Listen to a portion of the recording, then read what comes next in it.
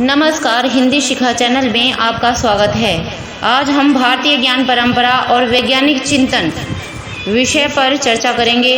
विश्व की ज्ञान परंपरा में भारत ने सर्वोच्च नेतृत्व किया है। गत कुछ शताब्दियों को छोड़ दें तो भारत की वैज्ञानिक प्रवृत्तियों ने संपूर्ण विश्व का मार्गदर्शन कर मानव जाति की सेवा में सर्वश्रेष्ठ योगदान किया। भारतीय ज्ञान परंपरा में विचार स्वातंत्र्य और नवीन आविष्कारों प्रयोगों के प्रति प्रवृत्ति रही है। भारत ने यूनान, अरब, मिस्र, फारस और चीन के साथ ज्ञान विज्ञान का सदैव आदान प्रदान किया। पारस्परिक सहयोग से भारतीय शास्त्रीय विषयों, रसायन, आयुर्वेद और ज्योतिष आदि सभी में विकास हुआ। विज्ञान के आविष्कारों में सबसे बड़ा आविष्कार अग्नि का आविष्कार है। सभ्यता और संस्कृति का इतिहास इस अग्नि के खनन, मंथन और दोहन का इतिहास है। वैदिक काल में अग्नि मंथन की अनेक प्रेरणाओं के दर्शन होते हैं। वेदों की ऋचाओं में पुनः पुनः कहा गया है कि जिस क्षण मनुष्य के समक्ष अग्नि उत्पन्न हुई वह सहसा कह उठा, अग्नि मिले पुरोहितम यज्ञस्य देव मृत्यु जम होतारम रत्न धात्मम। अग्नि की सहायता से मनुष्य ने अपनी परिस्थितियों पर विजय प्राप्त कर स्वयं को सृष्टि का उत्कृष्ट प्राणी बनाया। भारतीय ज्ञान परंपरा स्पष्ट उद्घोष करती है कि अग्नि का यह आविष्कार भारत की भूमि पर ही हुआ और वैदिक ऋचाएं इसे प्रमाणित भी करती हैं। विकास की ओर अग्रसर आदिम सभ्यता ने अग्नि और अन्न के उपयोग के पश्चात कृषि कला के विकास की ओर अपना ध्यान केंद्रित किया। ग्राम में जीवन का आधार कृषि और पशुपालन विज्ञान के महत्वपूर्ण अंग माने जाते हैं।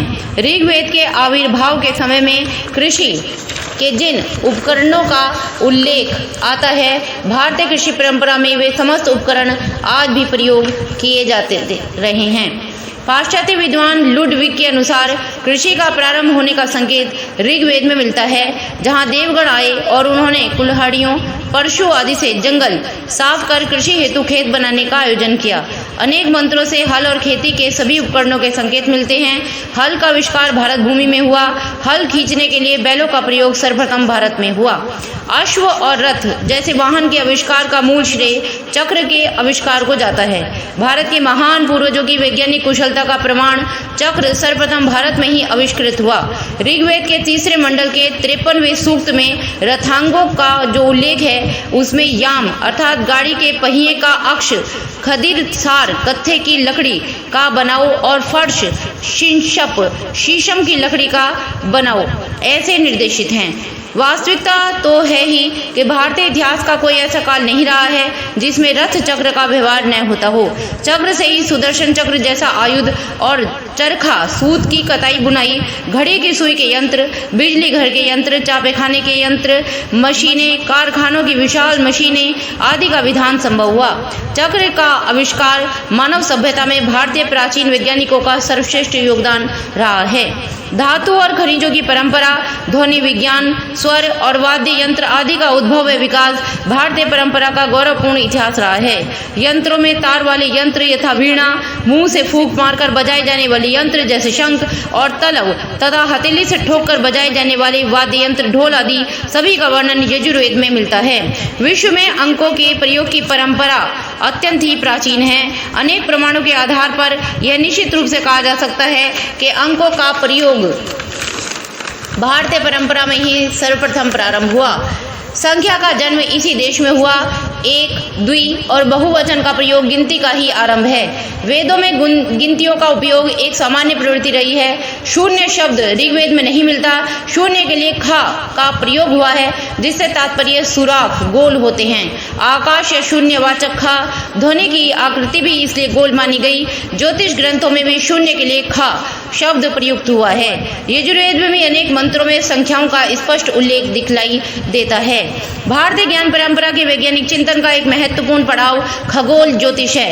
खगोल ज्योतिष का आरंभ सूर्य, पृथ्वी, चंद्र, नक्षत्र, ग्रह और उपग्रहों की गति परिज्ञान से होता है। भारतीय मनुष्यों के समक्ष अनेक प्रश्न उपस्थित हुए। कौन इस विश्वमंडल की नाभि को जानता है? कौन द्यों, पृथ्वी और अंतरिक्ष को जानता है? चंद्रमा कहाँ से उत्पन्न हुआ? इन कौतूहलपूर्ण प्रश्नों के समाधान ने आज के विश्व ज्योतिष का विकास किया। भारतीय संवत्सर और ऋतु चक्र के साथ साथ दिवस रात्रि के क्रम को समझने का कार्य आरंभ हुआ। अस्थि निरूपण भारतीय ज्ञान परंपरा के वैज्ञानिक चिंतन का एक प्रमुख आधार स्तंभ है। अथर्ववेद के दशम स्कंद का दूसरा सूक्त पुरुष सूक्त कहलाता है। इस सूक्त के ऋषि नारायण बतलाए गए हैं। नारायण नाम के एक प्रसिद्ध आयुर्वेद वेदता का उल्लेख साहित्य में आता है।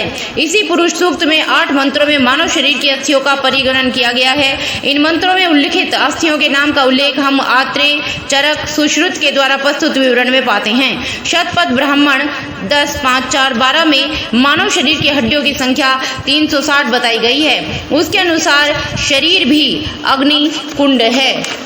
वेदी में जिस प्रकार 360 ईंटें लगती हैं, उसी प्रकार शरीर में 360 हड्डियां हैं। शरीर में 360 मज्जाएं हैं, वे ही 360 यजुष्मती ईंटें प्रत्येक हड्डी में मज्जा मानी गई है।